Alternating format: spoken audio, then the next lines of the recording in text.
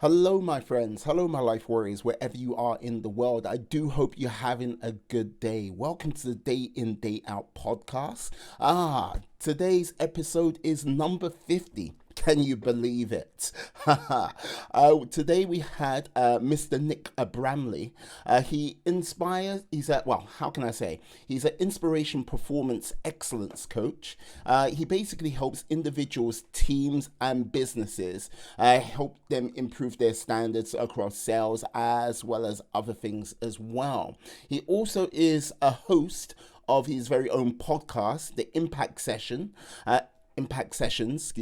which is a weekly podcast. We were talking about some of his background, but we're mostly talking about what the future of sales will be after the lockdown is lifted, and see what type of sales world it will be in after that. It was very insightful. He is a great chap, and yeah, I learned a lot along the way. So please sit back, enjoy the show, and yeah, have a great day. Peace. Okay, hello, my friends. Hello, my life warriors, wherever you are in the world. Welcome to the Day In, Day Out podcast. This is episode number 50. My God. Yes. I don't believe how many of these I've done, but nevertheless, today I have Nick Bramley. He is inspiring performance excellence coach, you could say. He helps individuals, teams, and businesses improve their performance, as well as being a podcast host of the Impact Sessions, which is a weekly podcast. He's here today to hopefully talk about how he sees the future of sales and a bit about his background. Yes. How are you today, Nick? How are you? I am absolutely belting, to be honest. It's a Friday. I've had a really great week. It's a quiet day, just recording this podcast. We use the only absolute commitment I've got for the day. The rest of it's down to me doing bits and things. So, you know what? It's a great end to the week. I'm sure. Well, put it this way, yeah, don't let your missus hear you say that. I think she'll be like on you, like white on rice. My missus is a key worker. She's a teaching assistant, so she's busy at school looking after children at the moment. So, I've got a bit of flexibility working from home. I work hard normally. I've had a really busy 3 or 4 weeks. And it's just that kind of nice wind down Friday into the weekend. That's what I'm going to do, meanwhile. Perfect. As I was saying in the intro, the reason why I basically got in contact with you is to talk about how you see the future of sales with like basically lockdown world and after lockdown world. Because I work in sales, I have an idea, but I'm a salesperson, but not, I would say, expert, as they say. Okay. Well, I was doing a piece of work before COVID and before lockdown, and it was called Sales Reimagined. And it's basically a keynote or a webinar or a classroom delivery, as it was at the time, around the fact that sales has changed significantly over the last 4 or 5 years, and certainly in the last 18 months. And all that COVID and lockdown have done have accelerated that change. So if I could just take you back a step before COVID, to where Sales Reimagined sort of started from. The thing with sales is, in the past, the salesperson had all the knowledge. They had the knowledge of the products, they had the knowledge of the technical wherewithal of their products and services. And in exchange for money, they would share that knowledge and product and whatever with a customer. And over the last number of years, because of the advent of YouTube, because of the advent of the internet in general, and because you can search for absolutely anything, the knowledge doesn't belong to the salesperson anymore. And if somebody wants to look at their options for, let's say you were looking at a door entry system for your office because you want it to be, sort of contactless or whatever it might be. Okay. In the past, you would ring a company who did door access systems. talk about what can you do, how does it work, all that kind of thing. And the salesperson had all of that information and knowledge. Now, somebody's already had the research, looked at what's available, and they're already further down the decision-making process, and they're looking for a proper match at that stage. So all the bits in the past where a salesperson would say, I've got all this information, knowledge, I'll exchange it for some money, that's all gone, because people are already coming to the table by saying, I've done my research, I've had a look on YouTube for a technical video, I've had a look on Google for your credentials and credibility, I'm looking for a supplier match based on values, so I'm already further down the path than it ever was before. And there's a lot of salespeople who haven't really embraced that over the last 4 or 5 years, and they still think the old ways, if you like, of doing it are probably effective. And to be fair, they're not. I think it's now about where people see you as there's a few phrases around, I don't like the phrase added value because it's a bit too overused. But thought leader is one that comes across a lot, where you are seen as someone, either as a business or as a person within that business, someone of influence or interest or expertise. So what you do is you build up your content, you build up your presence, you build up your sphere of influence through things like LinkedIn, other social media channels, etc. And people see you as someone of relevance, someone of value. And they're already, when they come and talk to you, they're already 2/3 of the way to saying, I want to work with you on some level. So what you've got to do, you've got to build up this tsunami of content, if you like, that allows people to buy into it, look at it, and then make their own positive decision for you. It's more pull than push than it. I mean, in the old days, it was push selling was, we're going to push this out to you. Pull selling is where someone looks and goes, you know what? We have already made a decision that we're looking for someone who looks like you. We've watched you for a while. We've seen your content. We value your kind of presence and your technical knowledge, and we'd like to explore that. So just give me 1 second, Miwa. It's a terrible thing to do, but my family locked my cat in the room with me, and my cat is going to scratch the living daylights out of the carpet. 2 seconds. This is so unprofessional. She's made her way out. She's a clever cat. She's opened the door. Let's move the cat. That's fine. I bet that's never happened. That's never happened in your podcast life, Miwa, has it? Look, all I've got to say, yeah, ultra smart cats coming into like a room to welcome to the new world order of working from home. Didn't happen in the office, did it? I put it this way: I've had kids in the background. I've had things go off. But you're the first cat, I've got to say. There you go. She's gone now. My son's closed the door. That's good. Brilliant. Loving it. Yeah. You were saying, sir. Yeah. So the whole process of, knowledge is power, which has always been the way of the salesperson, just doesn't really exist anymore. What it is, it's about credibility now, and it's about credentials, and it's about influence. There's a book called Person of Influence, and I can't remember the author, which I will dig out and send you for the file notes if you want to. Okay. And Person of Influence says that if you are somebody who is creating content and sharing knowledge, then you will get, as a result of that sharing approach, you will get more inquiries coming to you than you could probably handle, because what you're doing is you're giving out to the business community, and that is being spread tenfold. And I'll give you a live example of that, if you don't mind me. I've been wanting to write an online sales academy for about 2. I've got years of content of keynote presentations, classroom training, right across the sales cycle, leadership management, business development. If you think of a subject in those areas, I've got a classroom training session for that.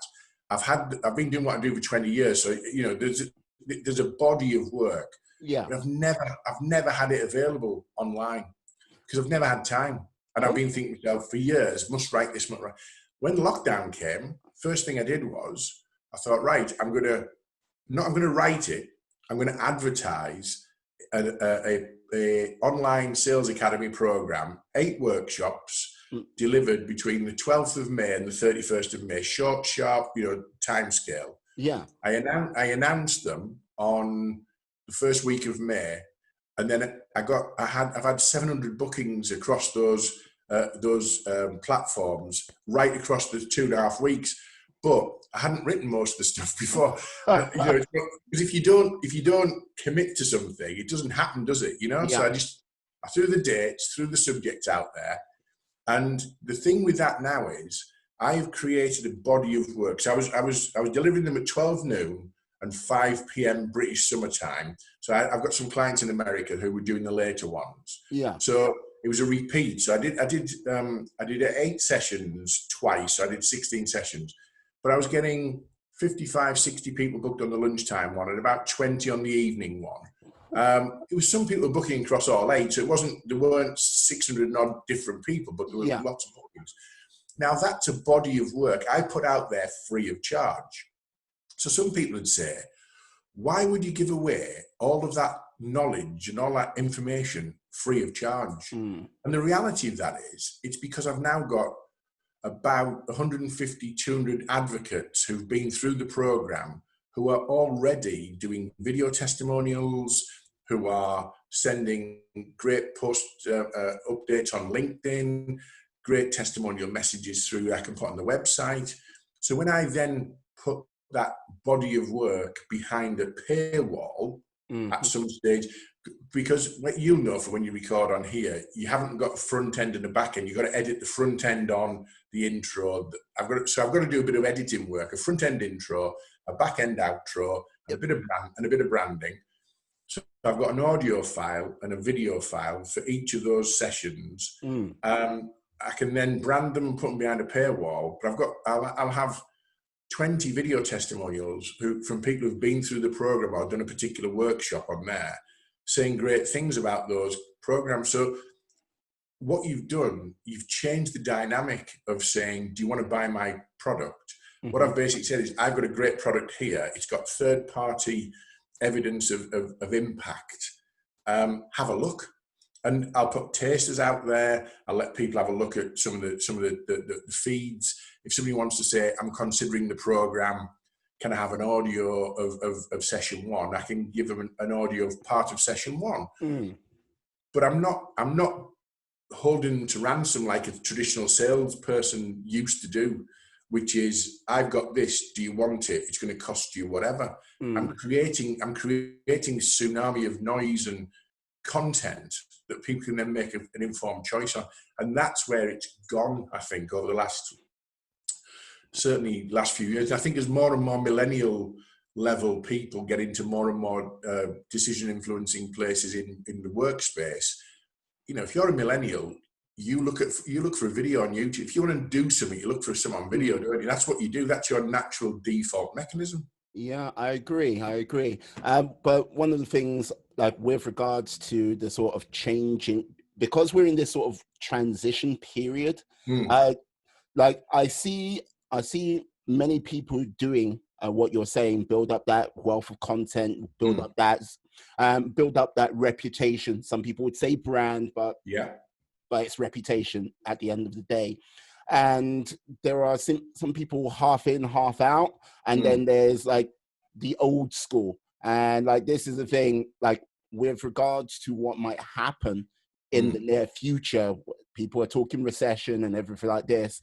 I fear some, like, people who are trying to build that body, build that sort of reputation, are going to kind of get snubbed out by some like sort of old school thinking with regards to that. So it'll be like, I would argue the contrary to that. And the reason I would argue the contrary to that is, I think more and more people are getting more and more educated about what sales is or isn't. So I'll give you another example. There's a lot of people on LinkedIn will sell really early. So I got a connection request this morning from a guy, and there's myself and 2 of my friends who are business associates, a lady called Marianne Smith and a guy called Josh Gudgeon. We've got a little sort of WhatsApp group, and we post in there, what an idiot, can't believe this, whatever. And there's 5 or 6 a week that we receive somebody going, I haven't even connected with this guy this morning, and he was trying to sell me the idea of buying some pension review or something. I can't remember. It's like, why would you even think that I wouldn't have that covered, and B, a random stranger I've never heard of, I'd accept his connection request, then immediately say, please, he's on my personal financial details, Yeah. And I think because there's so many people, and I think that what it comes down to, Miwa, is there's a sort of smell of desperation because of the situation we're in. You're absolutely right. People are thinking, and I get it, people are worried about where the next paycheck's going to come from, where the next commission's going to come from. So what they're doing is they're going back to numbers. Let's blast out to as many people as possible and hope that some of those people just respond. Yeah. Literally, that used to work in the early days of social media, when we weren't as educated, when we didn't have GDPR, and when we weren't as savvy, if you like, around what the hidden messages.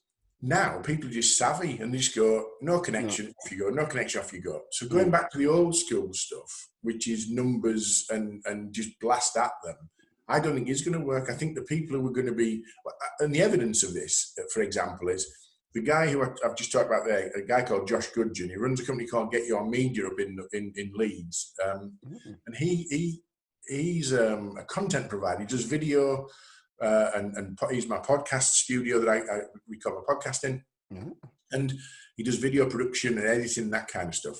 And as soon as we had lockdown, his business, like most others, including mine, just fell off a cliff. He had a full diary of outside broadcast video. No one's going out. No one's going outside. He wasn't a key worker, not allowed to video. So his fell off a cliff. But what he's done over the sort of 3 months of lockdown is he's been very active about sharing his tips on making videos. So one of the things is, he's got a tutorial on his YouTube channel, how to make great business videos on an iPhone. So you'd look at it and go, ordinarily, a traditional salesperson go, I'm not sharing that. That's my knowledge. Yeah. And Josh says, quite rightly, and I do the same, you'd say, let people have a look and let people see. They'll try it themselves. They might make a good one themselves. But when they're ready to make the next level of professional video with the right lighting and the right sort of, editing, whatever, who are they going to remember? You're going to remember the guy who shared all this stuff with them and content with them. And he's flown out the back of this COVID-19 lockdown. He's got his diaries packed. He's maintained relationships with existing clients. I'll come on to that. That's a separate issue. And he's just really embraced sharing, building content, and developing his, like you say, his brand or his reputation even more in lockdown by being active, but being professionally active, not just being active and being being that guy who just annoys you.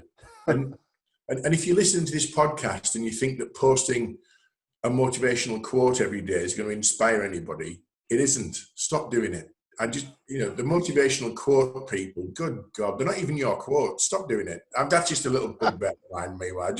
You see people every day posting, today's the next day, the rest of your life and all that rubbish. And they're not even their quotes. So stop doing that. That's not content. That's just, a bit sad, really. I have never posted a motivational quote on my Instagram. Good on you. Good on you, Rob. But you know what I mean? People post it and think that's content, don't they? It's not.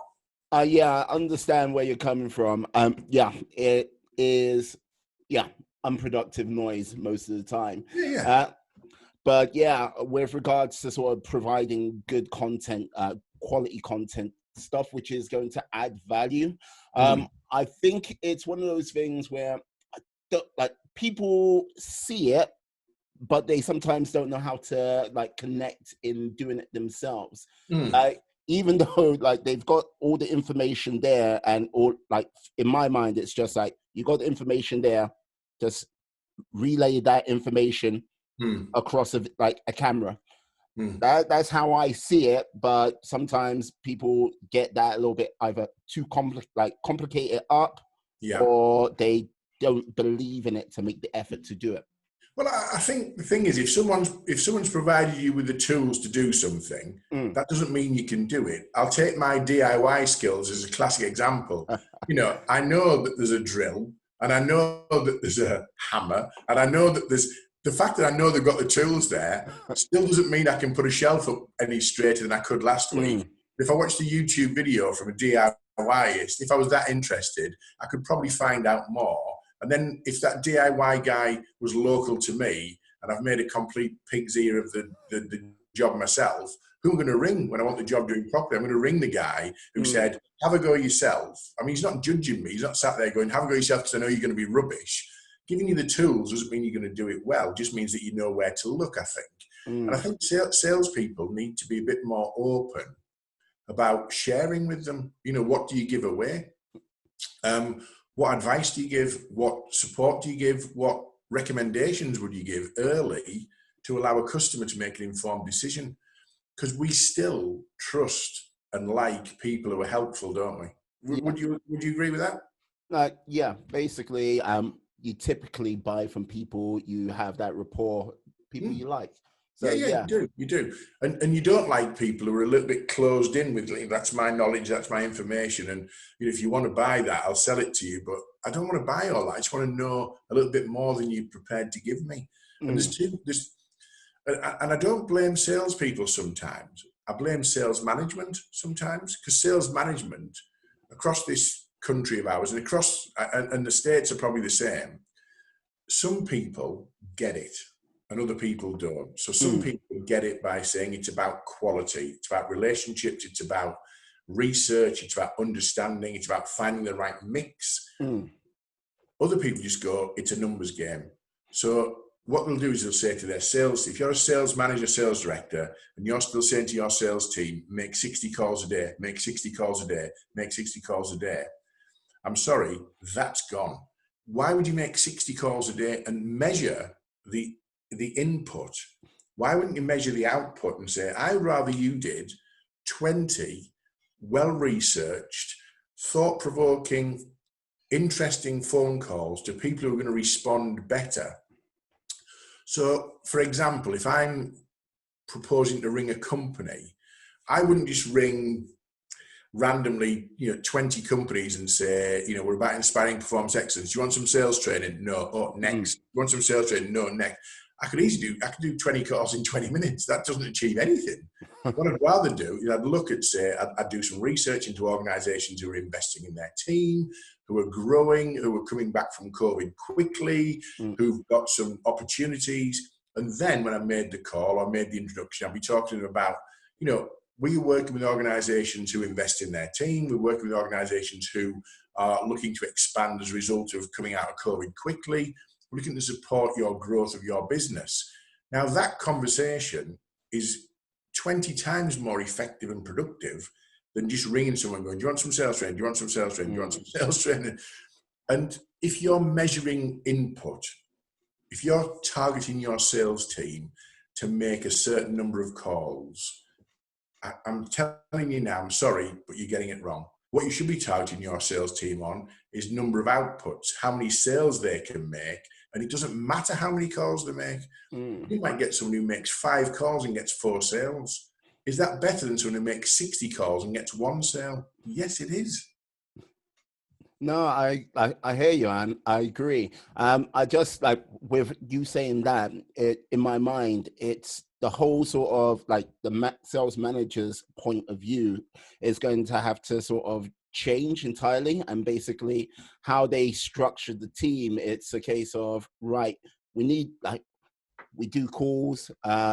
We need someone to put up some type of post on a daily basis, do a video for the team, or get someone in this particular area of the country to do a podcast with them, so we have that type of engagement, and then send it out to all of the other people's competitors in that area.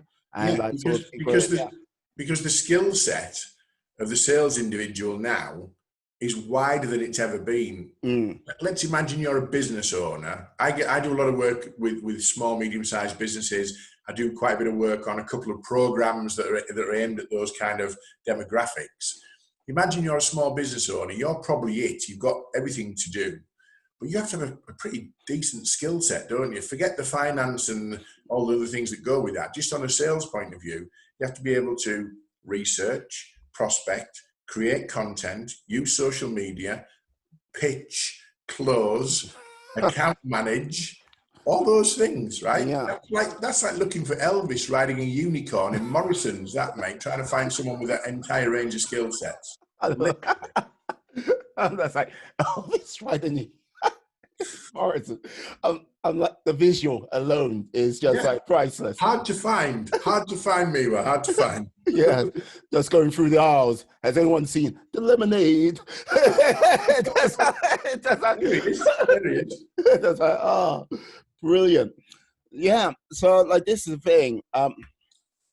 From like sales manager's point of view, yes, it's going to have to be more like the sales team has to be more complicated, but on the actual salesperson as well, they have to like, if they have been that sort of dial telephone warrior type person, they have to evolve to the next level as well, or they have to learn to research and invest time. I think the problem that you've got, I love a phone warrior, don't get me wrong.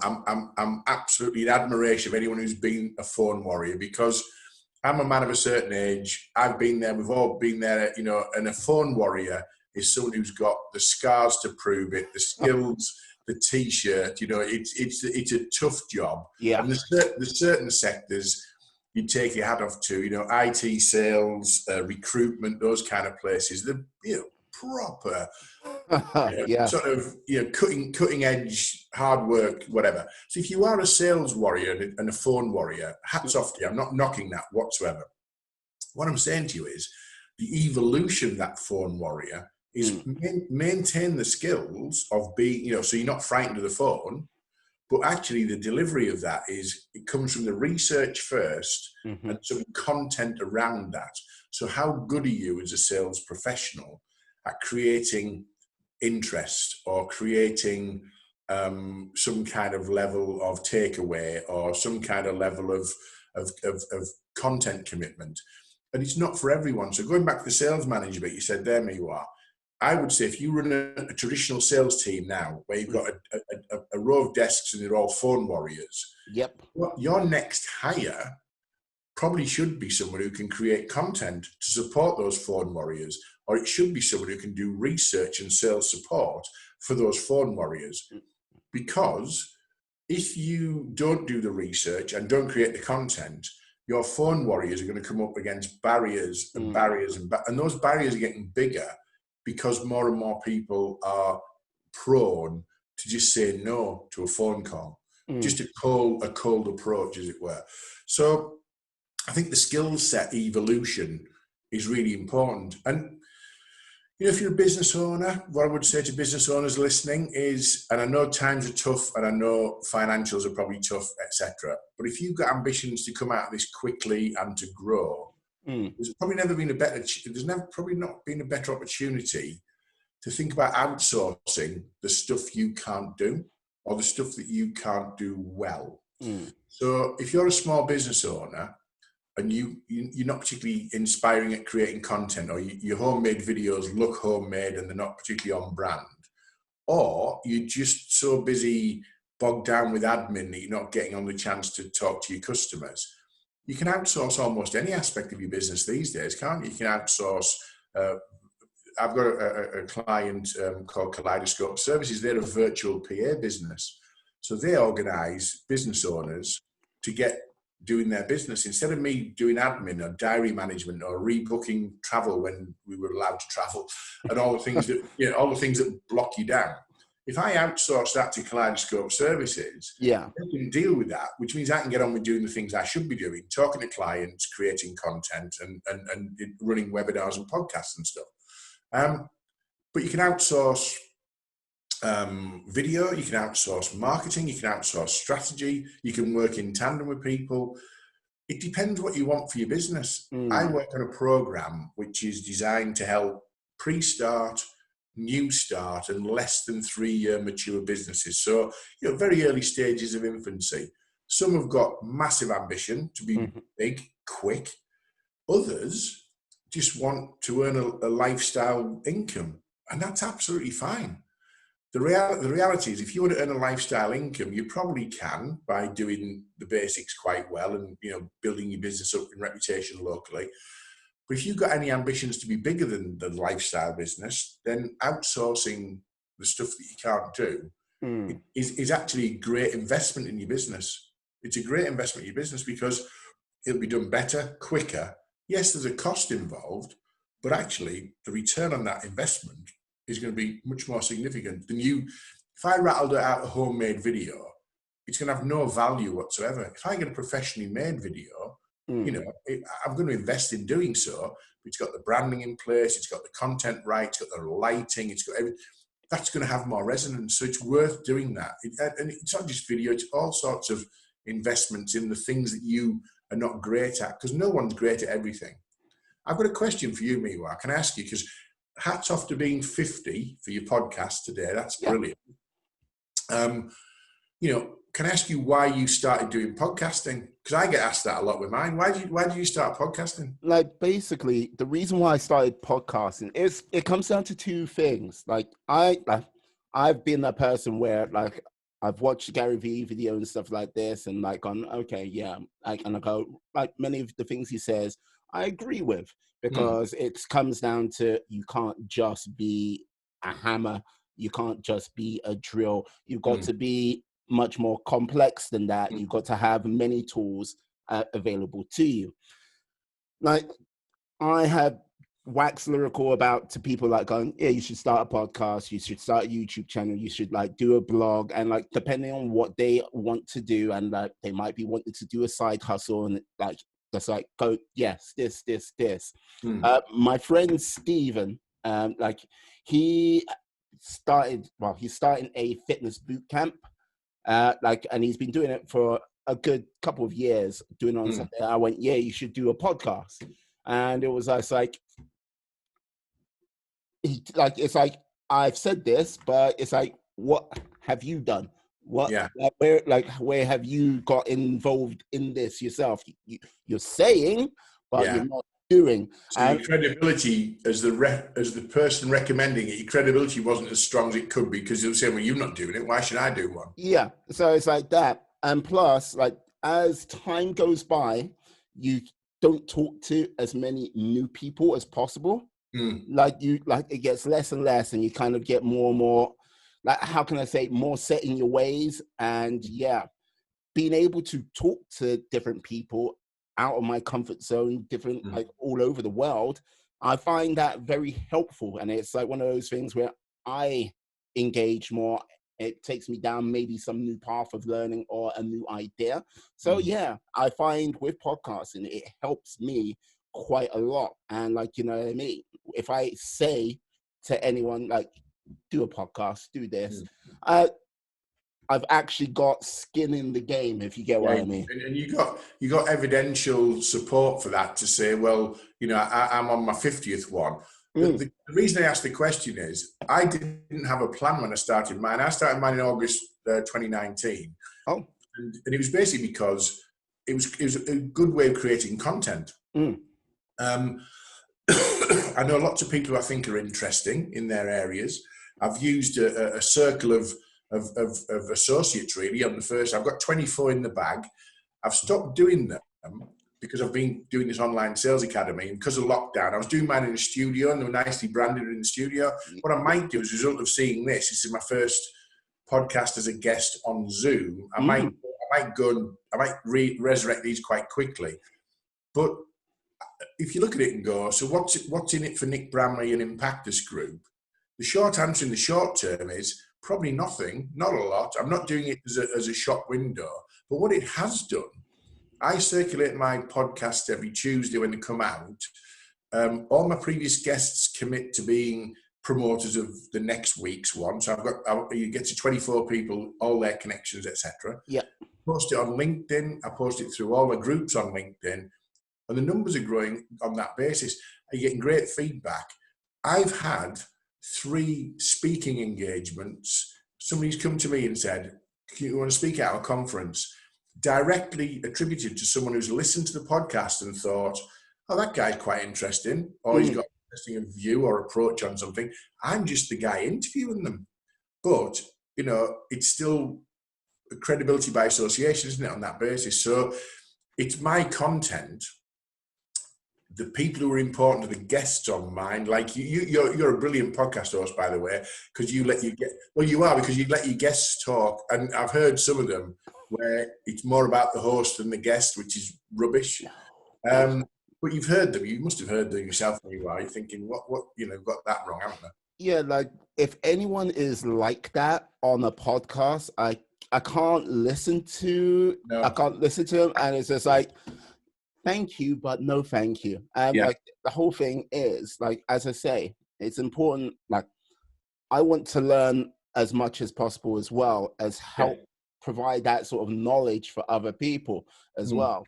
And with regards to yourself, with regards to sort of the future of sales and the future of what might be a lot of change for a lot of people because of the lockdown. There's going to be a lot of people going, do I really want to do this 9 to 5? Do I really want to take this and move forward? You hit the nail on the head, because I think the other thing is, so let's take it. So I was talking about sort of sales reimagined up to the lockdown. And I'm talking about people creating the right content to share and give away during lockdown, and those who get it wrong by just trying to sell me something straight out the blocks. In the first few weeks of lockdown, the level of uncertainty was just measurable, wasn't it? No one knew, how long, where the hell is this going to go? When's my next paycheck going to come from? Is my business going to still survive? And yet there was still people in week 1 and week 2 trying to sell you stuff. And you think to yourself, how insensitive is that? I don't know where next month's mortgage is going to come from. Yeah. Was trying to sell me some random piece of stuff that I don't want. They will never change. Those leopards will never change their spots, because they just get that wrong, whether it's lockdown or not. Opportunists or ambulance chasers, as we call them.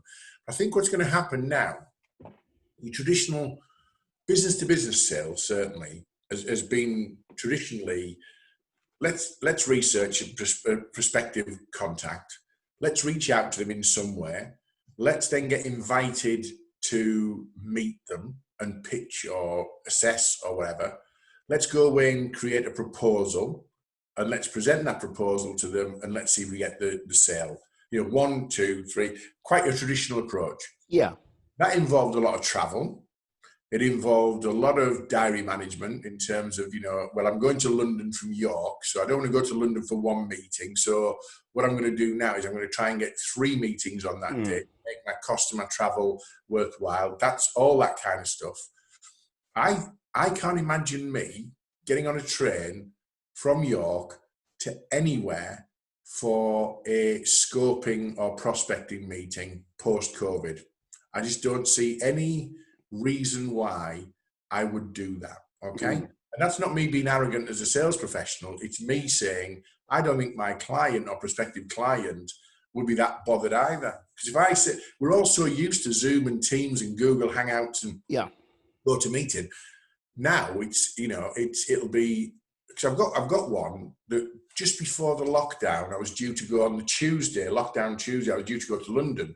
And it was to meet 2 people at a big organisation, and they both said, "No, we want to do it." Because it was before I was using Zoom, because nobody was using Zoom before lockdown. With it, very few.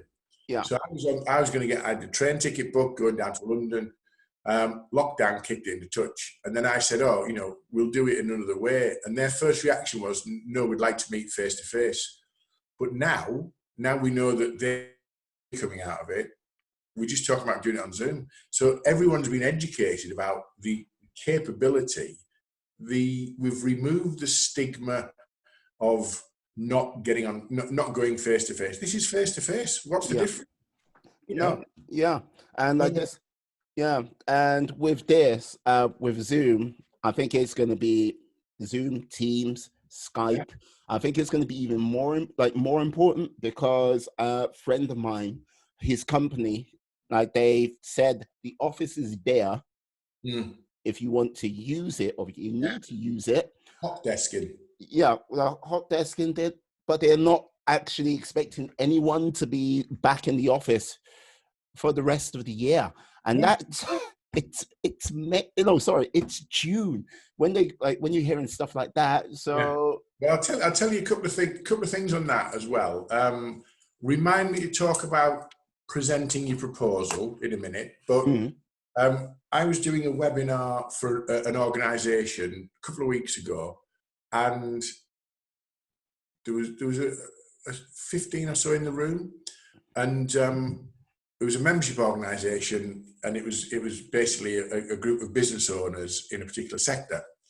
And we were talking about this sales reimagined and stuff. And one of the guys said, I can't wait to get my team back in the office, which I thought was pretty irresponsible, to be fair. And I challenged him on it. I said, well, why would you want your team back in the office? I want to keep an eye on them. And your first reaction to that is, that's the worst form of leadership ever. If you're going to micromanage and don't trust your staff. He said, you know, I'm not sure they're being productive at home. I thought, well, I wouldn't be productive if I worked for you. I wouldn't want to be productive because I don't like you, I don't respect you, I don't trust you. So why would I put myself out? But the great organisations who've embraced the change that we've had forced upon us have seen their staff step up time and time again. Yes, there's some challenges of childcare and homeschooling and different flexible hours and things that go with it. But if you trust your team, and you share that trust with your team, you'll get that trust back tenfold. So culturally, the organisations that say, actually the new norm, and I hate that phrase because everybody uses it, don't you? We've got the new norm and we've got unprecedented. They're the two words and phrases of the year, aren't they? Yeah. But if a business says, like your friend said there, we've got an office in central London, we've still got the office. If you want to come in and work there because it suits you, please do so, but do it from social distancing point of view. If you want to work from home and be productive from home, please crack on. Yeah. Would you not want to work for that organisation? Of course you would, wouldn't you? Of course you would. I think this has broken a lot of taboos from people who previously said, working from home won't suit our business. And that's down to poor leadership, by the way. Yeah. I think it's given lots of people the opportunity to get a bit of work-life balance that they didn't have before. Why would I commute an hour to work and an hour back in horrible traffic? And why would I get home at 6:30 when I could be in the house working all day and finish at 5:30 or whatever it might be? Why would I want to be inflexible in terms of, you know, and salespeople get a bad rap because, you know, there's the traditional sales rep. I'm doing for those who are not watching it on video, just doing the audio, I'm doing inverted commas sort of things. That the traditional sales rep used to get a bad rap for being, I'll go out on a Monday in my car, I'll decide whether I turn left or right when I come out my drive, no real plan. I'll go and see my friend, the easy option on the way in on a Monday, and I'll finish early on a Friday. Oh, I just happen to be next to my golf course on a Friday afternoon. There's a lot of people who've been tarnished with that brush of, you know, salespeople find the path of least resistance. In my experience, most people who were like that are no longer working in sales because they haven't been flexible enough, they haven't been, you know, capable enough, and they get found out quite easily. However, the bit I want to talk to you about going back to COVID is, and I'd like to share this with people, in the pre-COVID days, going back to that traditional method of research, reach out, get invited, scope, propose, etc., I guarantee that 95% of people would send a proposal off to a customer or a potential client, send it by email as a PDF attachment. There's my proposal to you, Miwa. Let me know what you think. Yeah. Okay. I always preach that's the wrong way of doing it because what you've lost is control. I send you a proposal as a PDF attachment. I have no idea how you're going to react to it. I've got no idea what you're going to look at first, which is guaranteed to be the price. I've got no idea what you're going to look at next and how you're going to respond to that, whatever.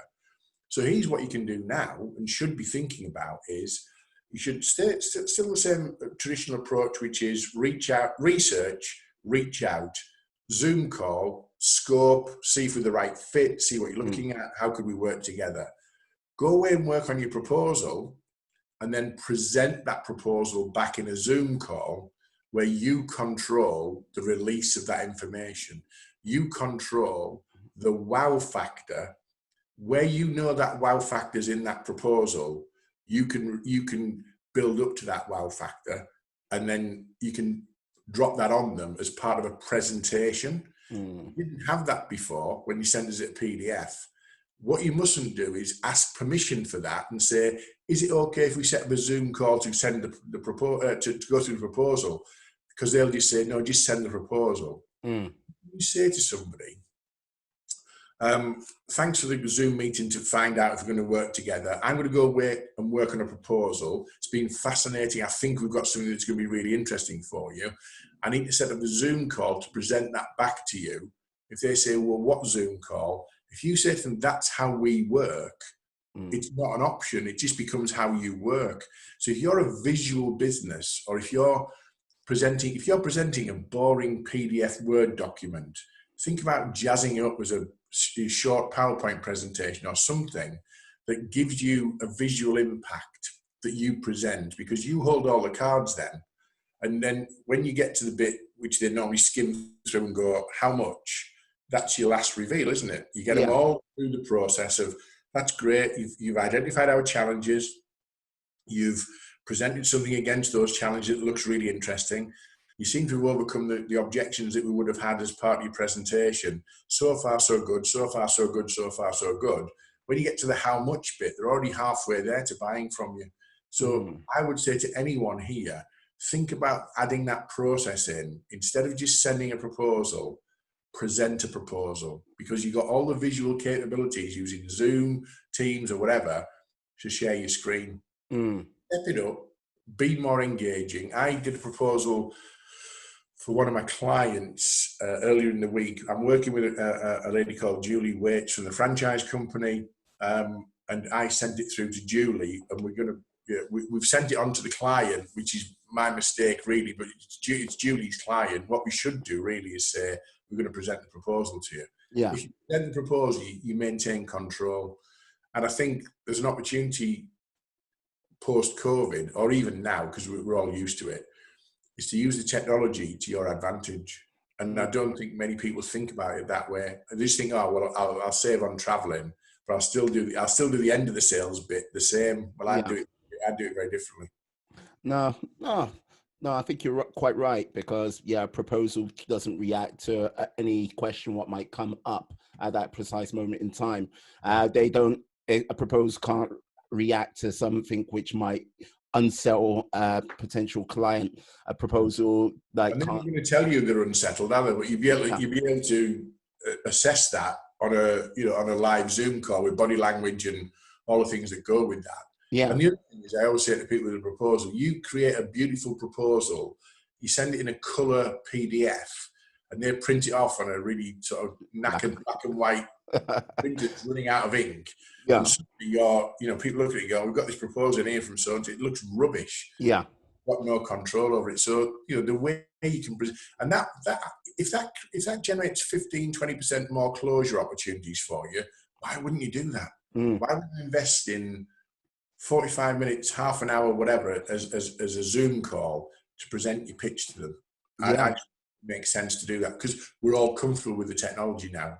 It wouldn't have worked beforehand. People are going, what do you mean? You want to Zoom? Zoom present? People thought you'd sort of fall off a different planet, wouldn't they? Oh yeah, they'll put it this way. I only discovered Zoom 2 weeks before lockdown. I was like, Zoom, okay, I use that. And then lockdown happened, and I think it was a bit of a godsend for myself, because all of a sudden it was like, yeah, I'll send you a Zoom link. And everyone was like, yeah, I know what you're talking about. It Yeah. went from like obscurity to literally everyone knowing about it. Are you now a Zoom ninja then, Miwa? Is that how you would describe yourself? Like I am a Zoom novice at best. Just going through trying to avoid the rocks. Trust Yeah. me. Yeah.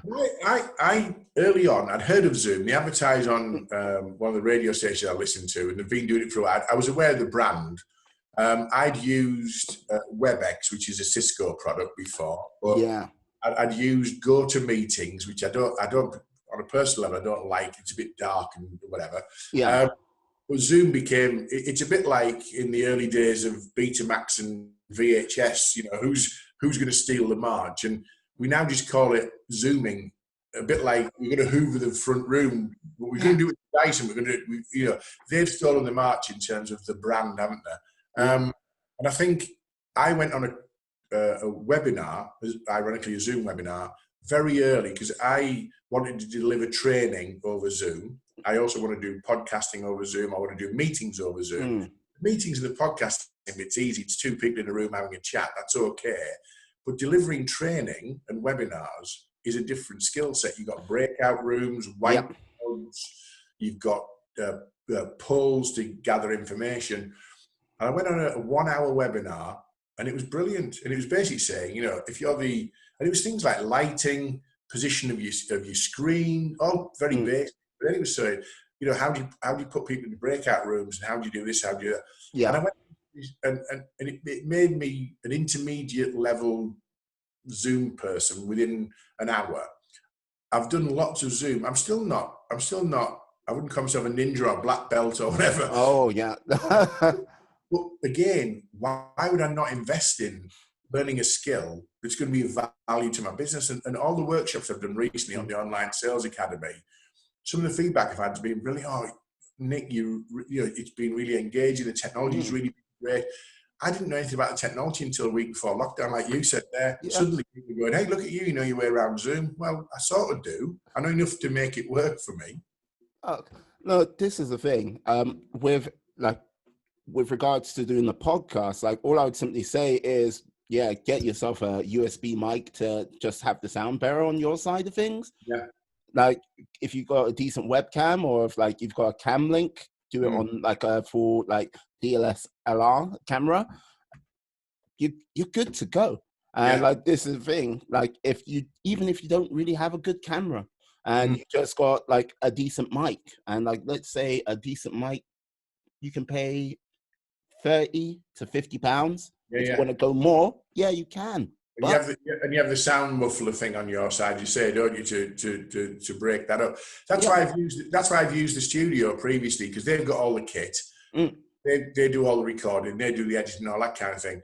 And it worked for me, and it still would work for me. I can't wait to get back in the studio. Josh, who's a great studio host, using his facilities. But I'm now at the stage where I've finished doing these sort of online sales academy sessions, which have taken up a lot of my time. I'm now thinking, right, okay, I want to go back to doing create some more podcasts. And I've got a guest list a mile long of people who I think would be interesting and relevant to my sort of business podcast. So that's my next thing I want to explore. I'll still get Josh to do the edit. I'll still get him to do the front and back end of it, because he do that better than me. Somebody sent me a link to some editing software a few weeks ago. Honestly, it's just not me. I had to play around with some audio files. Meanwhile, honestly, it was like the blind leading the blind. I'm following this tutorial, press it. Everything was just a nightmare. I thought, I'll just pay someone to do it properly. Yeah. Quicker. I spent half a day on this audio equipment, and I produced the sum total of 0.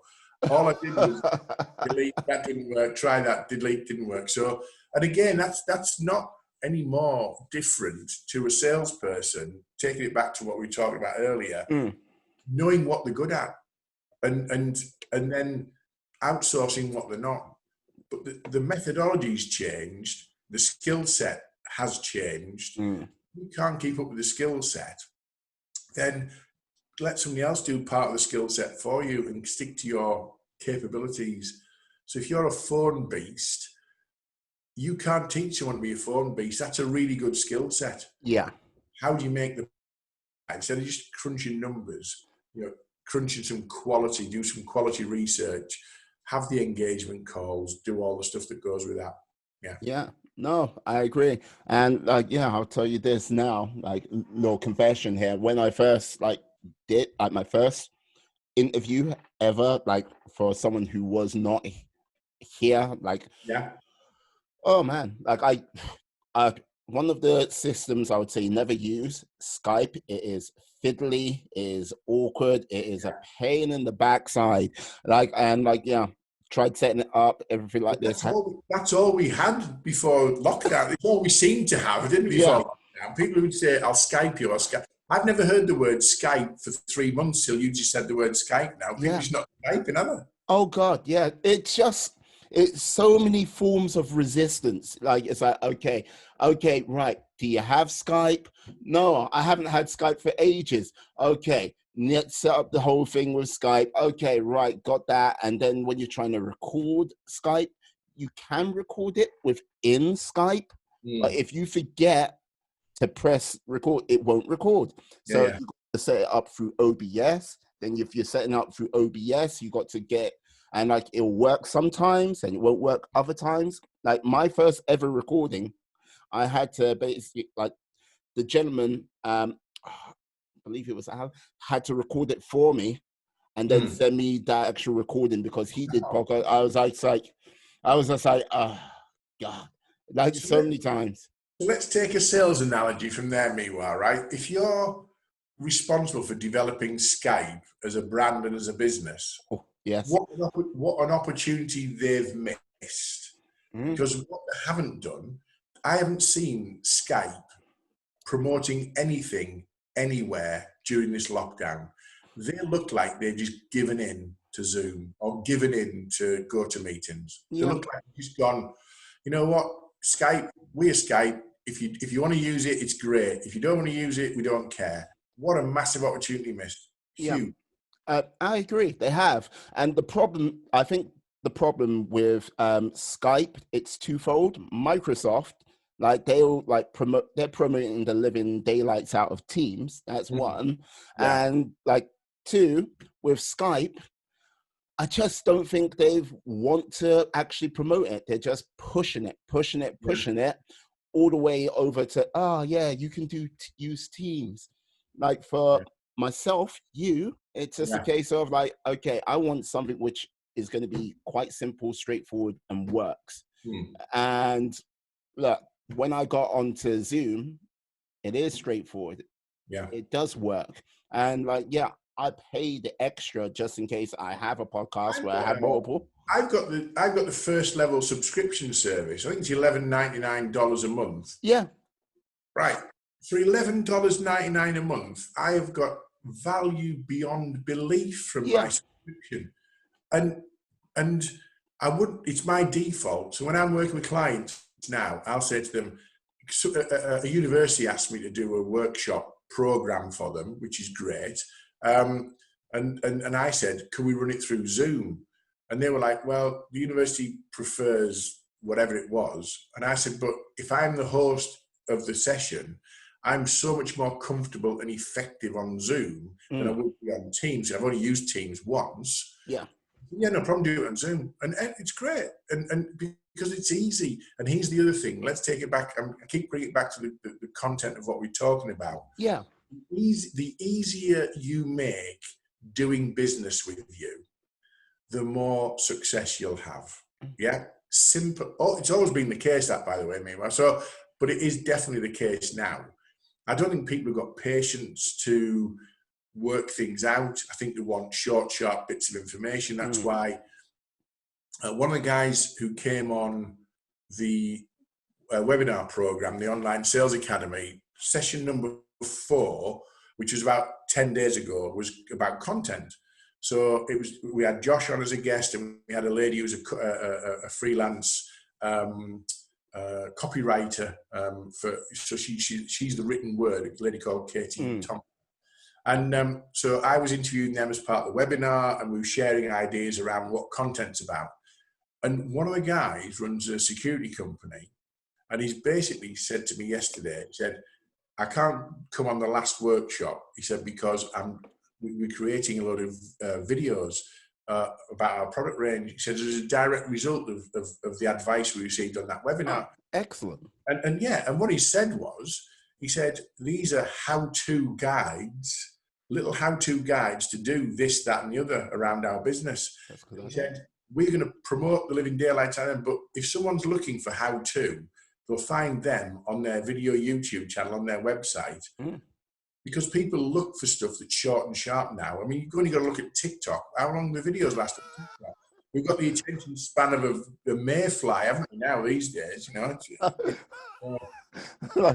like when you say attention span of a mayfly, when it comes to certain things, I think you're being quite optimistic on that side of things. Probably, yeah. So again, the salesperson who thinks they've got a long opportunity to present shed loads of technical information, data, no one's interested. No one's interested. If someone's interested, they'll go and find it. Your job's to build a relationship. Quite simply, sales, more than it's ever been, is about finding a connection with someone or a business who values what you do. The rest of it will come from relationship building, soft skills, and things that go with that. The days of being the technical owner of knowledge, long gone, long gone. No, I agree. No, that is an excellent place to end it right there, because that's perfect. But yes, Nick, can you tell people where they can find you, how they can find you? Yeah, okay. Well, my name's Nick Bramley. I'm the CEO of Impactus Group. That's Impact and US on the end. We've got a website which is impactus-group.com. I'm on LinkedIn. If you search for Nick Bramley, because I'm active on LinkedIn, I'm slightly ahead of a guy who sells tiles in Warrington. So I'm not the tile guy from Warrington, but I'm Nick Bramley on LinkedIn. And my email address is nick@impactus-group.com. It's been an absolute pleasure, meanwhile, talking to you. It's gone, we've gone over an app. That's gone like nobody's business, hasn't it? Oh, look, you've been a brilliant guest. That's how it's gone so quickly. It's been a great conversation. Loving it. Yeah. Great hosting skills, meanwhile. There's the Mutual Appreciation Society. There you go. There you go. What I'll also do, I'll put all of your information in the notes, the show notes as well, so people can find you. And I do recommend people do find you. Yeah, Nick, it's been a pleasure today. Excellent. Thank you, all mine. No problem. I like to say thank you very much, my friends, my life warriors out there. I hope you enjoyed the show. I look forward to speaking to you or seeing you sometime in the near future. But until then, stay well, stay safe, be awesome, be excellent, be all the positive bees you can be in this world, and then some. Anyway, have a great day, people. Peace. Ha ha.